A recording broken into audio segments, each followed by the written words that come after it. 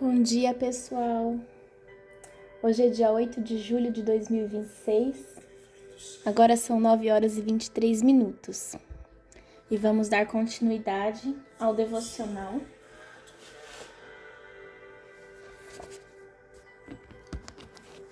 Nós estamos lendo o livro Mulher, Sua Verdadeira Feminilidade, Design Divino. Estamos na semana 2.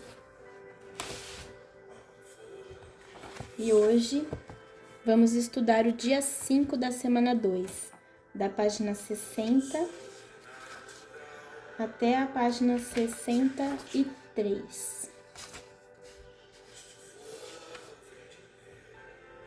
Senhor, abençoa esse devocional, que a gente consiga entender, Pai, o que o Senhor tem para nós nesse estudo de hoje, e que toda a palavra seja semeada em terreno fértil, que nós sejamos um terreno fértil e que dê muitos frutos, Pai, em nome de Jesus.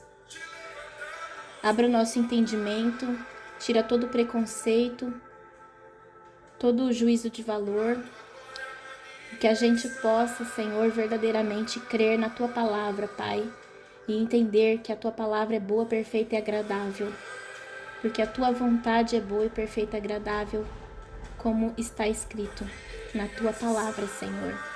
Em nome de Jesus, Pai, que a Tua palavra transforme cada um de nós e que nós sejamos cada vez mais parecidos à imagem e semelhança do Senhor. Em nome de Jesus, Pai, que a gente possa refletir a Tua glória no mundo. Em nome de Jesus, amém.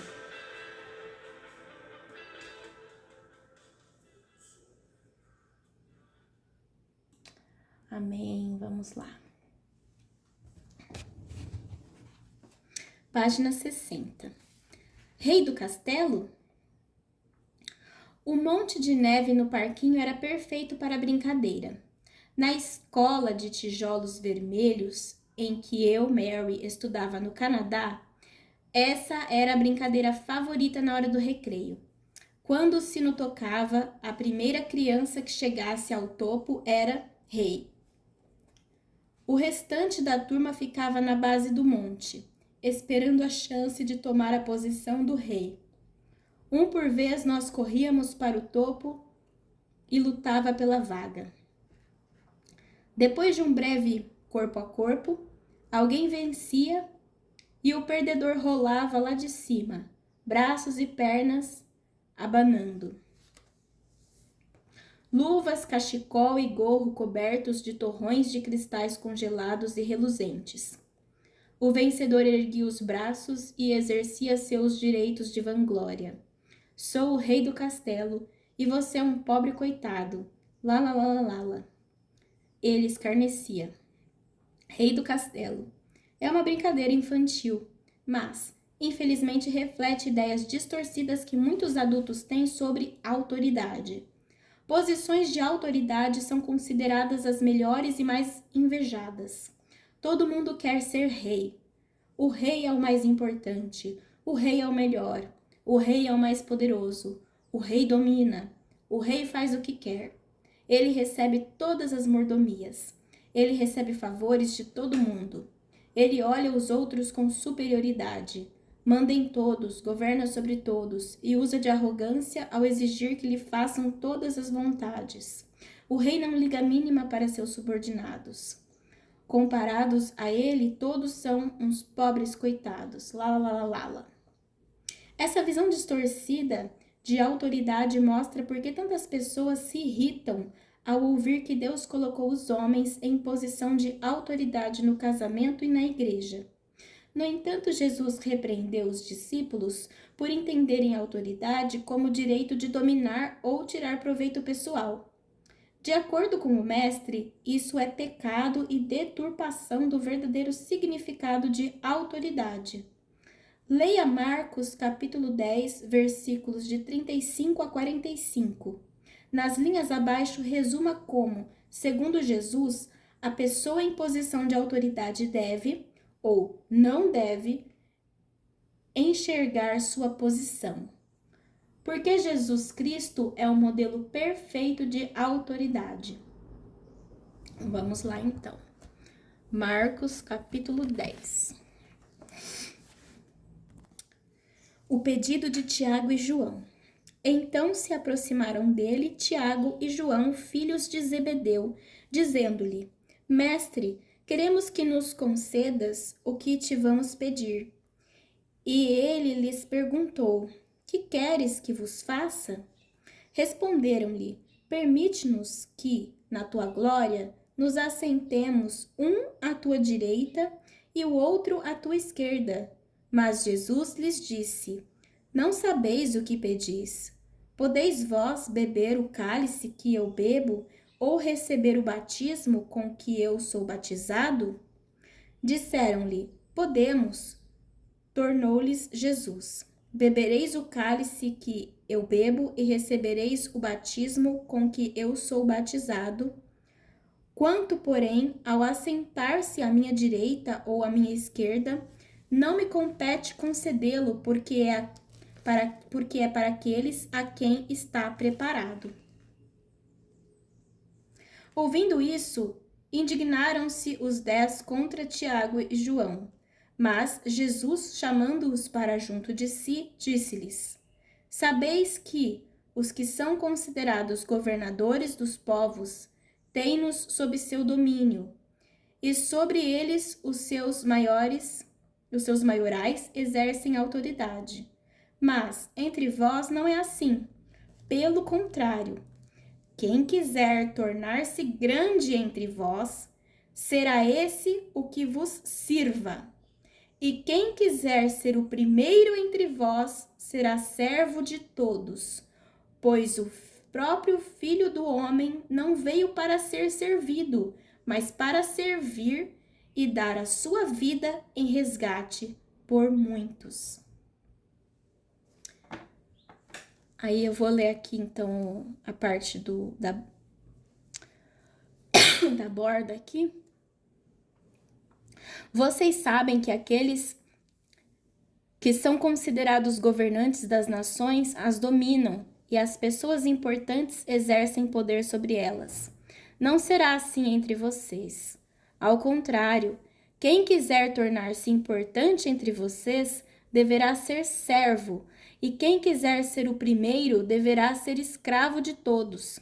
Pois nem mesmo o Filho do Homem veio para ser servido, mas para servir e dar a sua vida em resgate por muitos. Então, segundo Jesus, a pessoa em posição de autoridade deve enxergar sua posição como um servo, alguém que serve os outros, alguém que se sacrifica pelos outros. Por que Jesus é o modelo perfeito de autoridade? Porque ele veio para servir e dar a sua vida em resgate por muitos.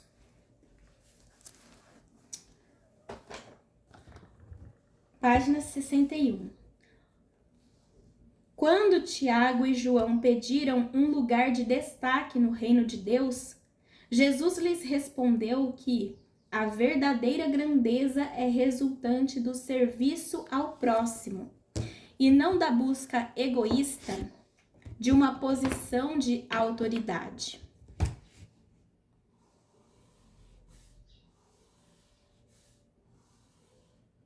Ninguém tem direito de reivindicar qualquer posição de autoridade.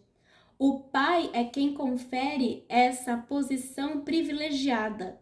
Romanos 13:1. Jesus sabia bem disso.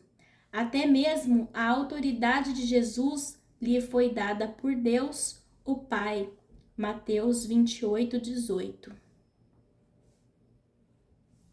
A Bíblia ensina que toda e qualquer autoridade pertence a Deus.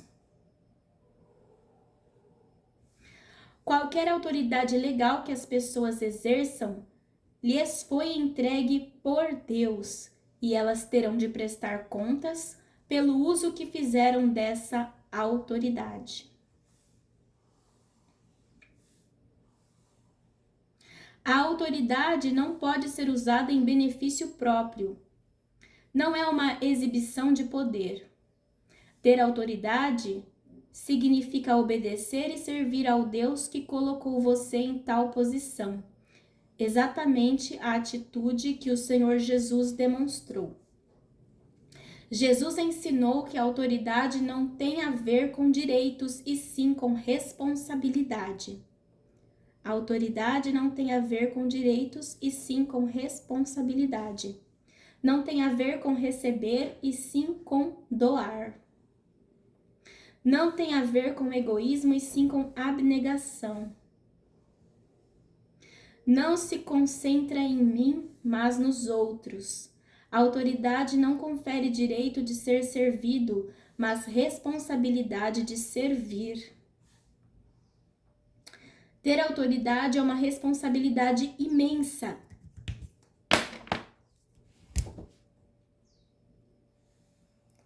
Que exige obediência absoluta àquele de quem flui toda a autoridade. Quanto mais autoridade, mais responsabilidade. A Bíblia avisa que as pessoas em posição de autoridade serão julgadas com maior rigor. Tiago 3:1.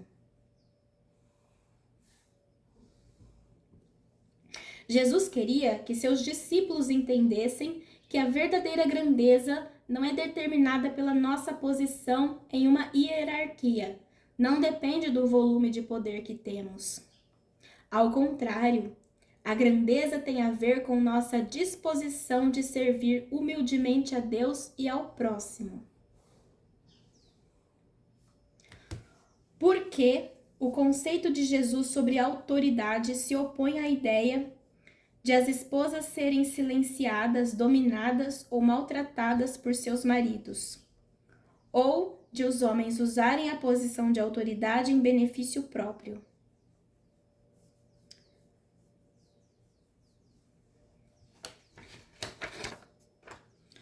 Bom, nós, depois de termos lido toda o significado de autoridade de acordo com Jesus, o conceito de Jesus sobre autoridade não tem nada a ver com as esposas serem silenciadas, dominadas ou maltratadas por seus maridos. Na verdade, os maridos que estão em posição de autoridade devem servir a família.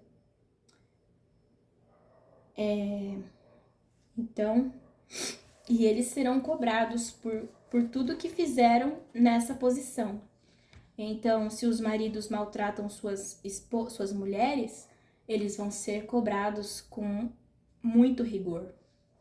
Eles vão ser cobrados diretamente por Jesus.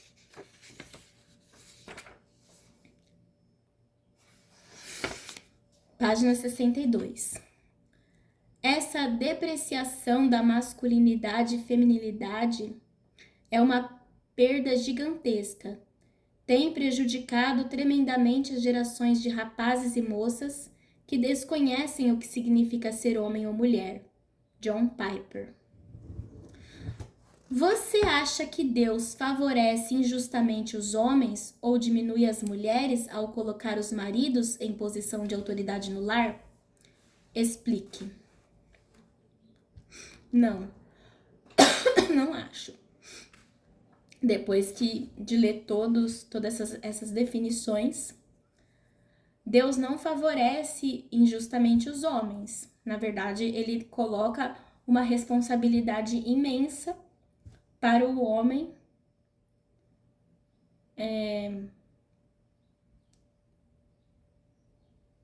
e isso não diminui as mulheres. Como seria viver sob a autoridade de alguém que a amasse e servisse como Jesus ama e serve a igreja? Nossa, seria o paraíso, né? Seria o paraíso na terra.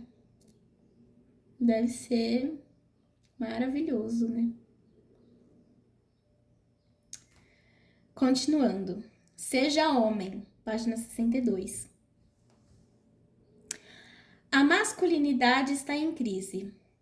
Durante os últimos anos, um número crescente de fontes seculares chamou nossa atenção para esse assunto em artigos como O Fim dos Homens, O Declínio da Masculinidade, A Morte dos Machos e livros intitulados Existe algo de bom nos homens? E Seja Homem, como a ascensão das mulheres transformou os homens em meninos. As tendências da imprensa revelam que a sociedade sente profundamente a desintegração da masculinidade. Existe um reconhecimento crescente de que os homens não estão prosperando. O ambiente cultural, ideológico e econômico de hoje não desperta o que há de melhor nos homens. O ambiente cultural, ideológico e econômico de hoje não desperta o que há de melhor nos homens. Mesmo as pessoas que não se interessam por Cristo estão pedindo que eles deem as caras e sejam homens. De acordo com a Bíblia, masculinidade e feminilidade são vitais, não são periféricos à condição humana. Infelizmente, na tentativa de promover igualdade entre homens e mulheres, nossa cultura depreciou o significado extraordinário de quem Deus nos criou para ser. Assim, existe hoje uma geração inteira com pouca percepção, se é que tem alguma, da beleza, do valor e do significado de sua masculinidade e feminilidade. Como o pastor John Piper afirma, hoje a confusão sobre o significado sexual do ser humano é epidêmica. O resultado não é uma harmonia fluente e feliz entre as pessoas livres de gênero sexual que se relacionam na base de competências abstratas. Ao contrário, há mais divórcios, mais homossexualismo, mais abuso sexual, mais promiscuidade, mais diferenças sociais e mais angústia emocional e suicídio resultantes da perda da identidade conferida por Deus.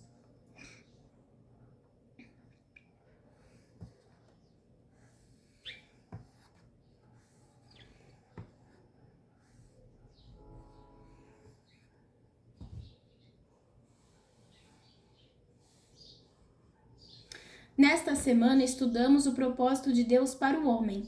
Deus criou o homem com a responsabilidade única de liderar, prover e proteger. Isso não significa que o homem é o rei do castelo ou que tem uma posição mais elevada do que a da mulher. Significa que liderar, prover, proteger e mostrar iniciativa são aspectos centrais e indispensáveis do plano de Deus para o homem. A definição que John Piper faz de masculinidade resume bem a questão. No âmago da masculinidade madura existe um sentimento de responsabilidade benevolente de guiar a mulher, sustentá-la e cuidar dela de modo apropriado a cada relacionamento que o homem cultiva. No âmago da masculinidade madura existe um sentimento de responsabilidade benevolente de guiar a mulher, sustentá-la e cuidar dela de modo apropriado a cada relacionamento que o homem cultiva. Em outras palavras, o homem se relaciona com a esposa, irmã, filha, colega ou amiga de maneiras diferentes. Porém, todos esses relacionamentos são instruídos e influenciados por quem ele é como homem. Masculinidade significa aceitar a responsabilidade cavalheiresca de oferecer liderança, provisão e proteção adequadas às mulheres de sua vida.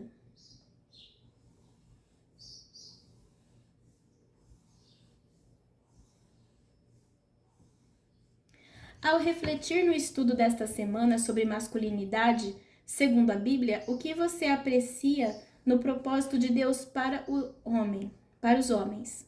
Cite algumas coisas. Relacione alguns homens que Deus colocou em sua vida: pai, irmãos, marido, filhos, pastor, chefe, colegas, amigos, etc.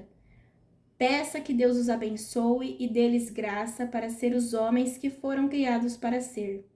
Agradeça a Deus pelos homens de sua lista que revelam o coração e o caráter de Cristo, porque são provedores e protetores fiéis e exercem a autoridade com humildade. Fim do dia 5 da semana 2. Aí na página 64, aprendendo e praticando, tem então lesmas e caramujos. Processe. O vídeo da semana 2 ajudará você a processar as lições da semana. O vídeo da semana, um esboço, guia de estudo e muitos outros recursos estão disponíveis em inglês no site www.truewoman101.com/wiki2. Pondere. Analise as perguntas abaixo, discuta-as com amigos, familiares e ou pequeno grupo. Primeira pergunta. Em geral, como os filmes e programas de TV retratam os homens? Você acha que o retrato é fiel e justo? Pergunta 2. Por que Deus criou o homem primeiro em vez de criar os dois sexos ao mesmo tempo? Como isso afeta o sentido da masculinidade? Pergunta 3. Deus deu ao homem a responsabilidade de cuidar e cultivar. Gênesis capítulo 2, versículo 15. O que isso significa? Por que essa responsabilidade é particular ao homem? Você pode citar um amigo ou parente que agiu dessa forma? O que você acha que acontece com os homens quando essa responsabilidade é tirada deles? Pergunta 4.